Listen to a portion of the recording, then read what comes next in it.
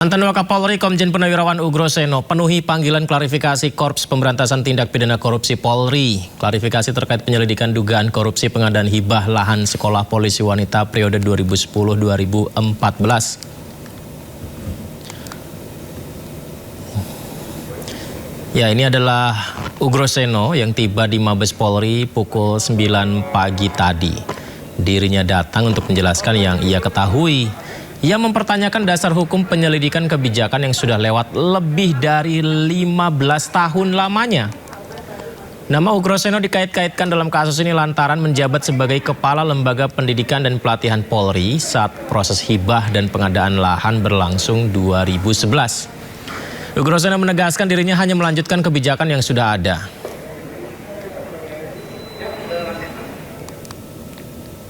Kalau 2011 kan berarti harus ada hasil pemeriksaan Irwasum, iya kan? Tapi dasarnya di situ pakai LI, laporan informasi.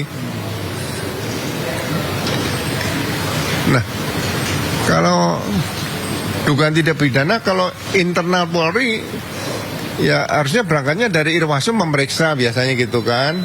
BPK juga tidak ada temuan. BPK menilai Polri mulai 2011 pun WTP, wajar tanpa kecualian. Nah ini 2011 bisa dicari pakai LI.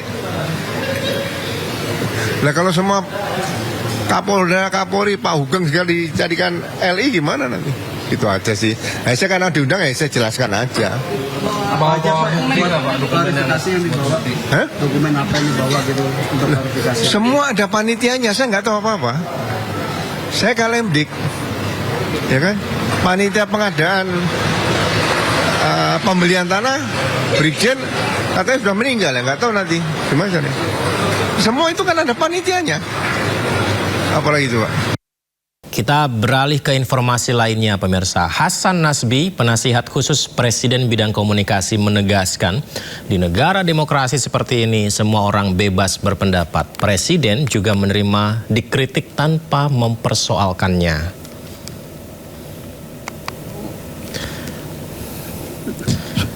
Ya, melalui media sosialnya Hasan Nasbi mengungkapkan bahwa label sebutan kritikan bahkan mungkin prejudice yang pernah disampaikan oleh kelompok kritis selalu diterima oleh Presiden tanpa reaksi berlebihan. Semua kritikan diterima mulai dari yang agak sopan sampai kritikan yang bahkan tidak sopan. Keempat, di atas Prancis, Jerman, Inggris. Label, sebutan, kritikan, bahkan mungkin prejudice yang pernah disampaikan oleh teman-teman yang mengaku kelompok kritis ini terhadap Presiden Prabowo. Coba sebutin aja. Dari mulai yang agak sopan sampai yang paling nggak sopan kan pernah disampaikan oleh mereka.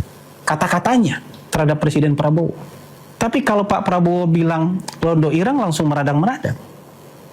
Langsung marah-marah, seolah kita tidak bisa saling menyampaikan pendapat satu sama lain. Padahal di dunia kritik, di dunia kebebasan berpendapat, seharusnya kebebasan berpendapat itu berlaku dua arah. Anda boleh mengata-ngatai pemerintah, tapi pemerintah juga boleh dong mengkritik Anda. Pemerintah juga boleh dong meluruskan supaya hal-hal yang tidak benar selama ini, itu juga bisa menjadi benar. Jangan kemudian ketika misalnya pemerintah menyatakan ada londo ireng, yang berpakaian wartawan, pengamat, dan LSM, terus Anda marah bahwa pemerintah nggak boleh bilang itu.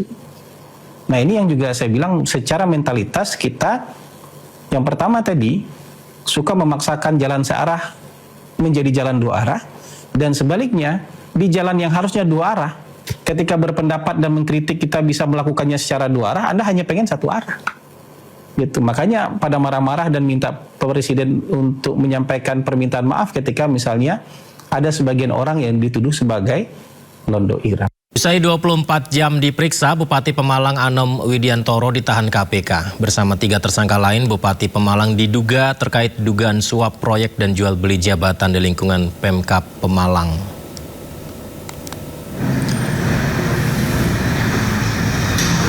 Memakai rompi tahanan, Bupati Anom Widiantoro keluar dari ruang pemeriksaan dengan tangan terborgol pagi tadi.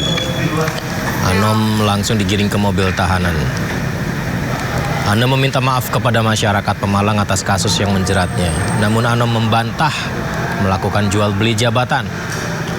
KPK sebelumnya menangkap 21 orang dalam operasi tangkap tangan di sejumlah lokasi dengan menyita lebih dari uang 2 miliar rupiah.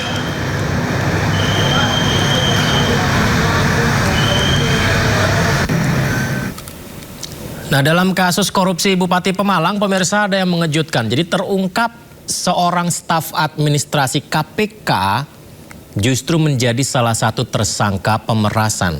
KPK tegaskan akan menindak kasus ini tanpa pandang bulu. Kemudian telah menetapkan 4 orang sebagai tersangka. Dalam kesempatan ini KPK sekaligus menegaskan bahwa setiap penanganan perkara yang KPK lakukan dilakukan secara objektif, transparan dan akuntabel, termasuk apabila perkara itu juga melibatkan oknum KPK itu sendiri.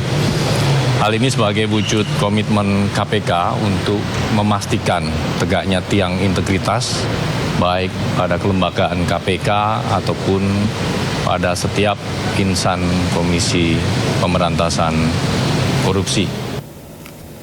Sepanjang 2026 ini ternyata sudah selusin kepala daerah terjaring operasi tangkap tangan KPK.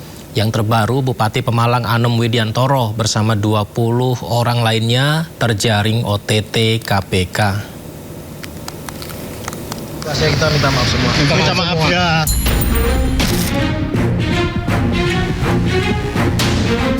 Mengenakan rompi oranye dan tangan terborgol, Bupati Pemalang Anom Widiantoro minta maaf. Anom keluar dari gedung KPK bersama 3 orang lainnya dikawal ketat penyidik KPK dan polisi dijebloskan ke tahanan. Bupati Pemalang Anom Widiantoro ditetapkan sebagai tersangka usai terjaring operasi tangkap tangan bersama 20 orang lainnya di Jakarta, Pemalang, dan Purworejo. Anom diduga melakukan pemerasan melalui orang kepercayaannya ke sejumlah perangkat daerah maupun rekanan swasta. Total terkumpul 1,98 miliar rupiah. Dari data yang terkumpul sepanjang 2026 sudah selusin pejabat daerah tertangkap operasi senyap ini.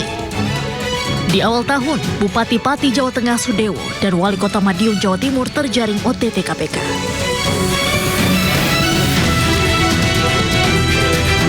Sementara bulan Maret, 3 pejabat daerah kembali terjaring, yakni Bupati Pekalongan, Bupati Rejang Lebong, dan Bupati Cilacap. Di bulan April, Bupati Tulung Agung Gatot Sunu juga terjaring operasi senyap. Pada bulan Juni ada Bupati Muara Enim Edison dan Bupati Kuantan Singingi Suhardiman ditangkap KPK.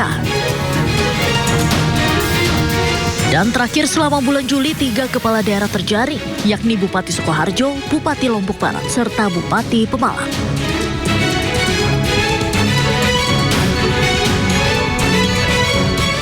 Ini artinya rata-rata 2 kepala daerah tiap bulannya terjaring OTT KPK. Kasus terakhir, tertangkapnya Bupati Pemalang menambah daftar panjang kepala daerah terjaring operasi tangkap tangan KPK. Jabatan kepala daerah rentan terhadap tindak pidana korupsi pernah diungkap jubir KPK Budi Prasetyo. Mahalnya ongkos politik dalam pemilihan kepala daerah menjadi penyebab terbesar. Tim Liputan iNews melaporkan. Tinggalkan hiruk-pikuk di luar sana. BYD dengan dual mode teknologi menghadirkan getaran dan suara mesin yang minim hingga kabin yang kedap suara.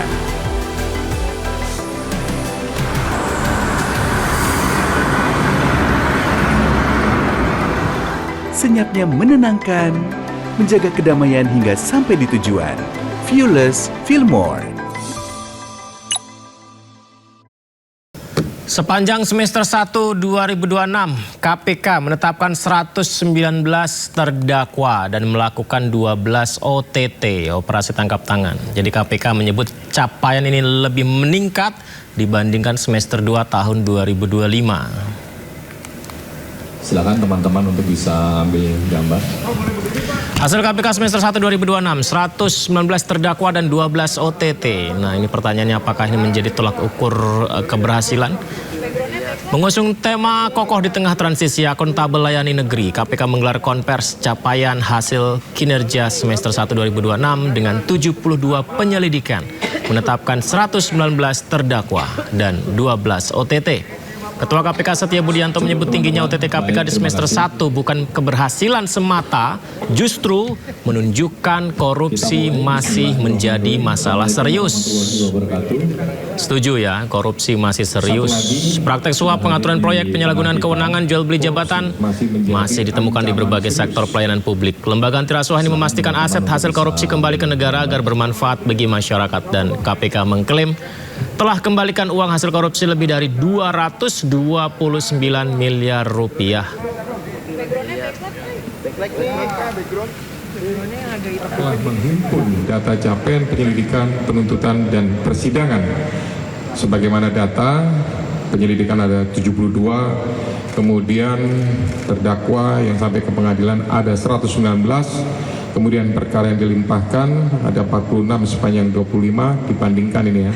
Jadi untuk semester 1 perbandingannya lebih banyak dibandingkan semester 2 di tahun 2025. Kemudian sampai dengan bulan Juni ada 12 kegiatan penyelidikan tertutup atau tertangkap tangan.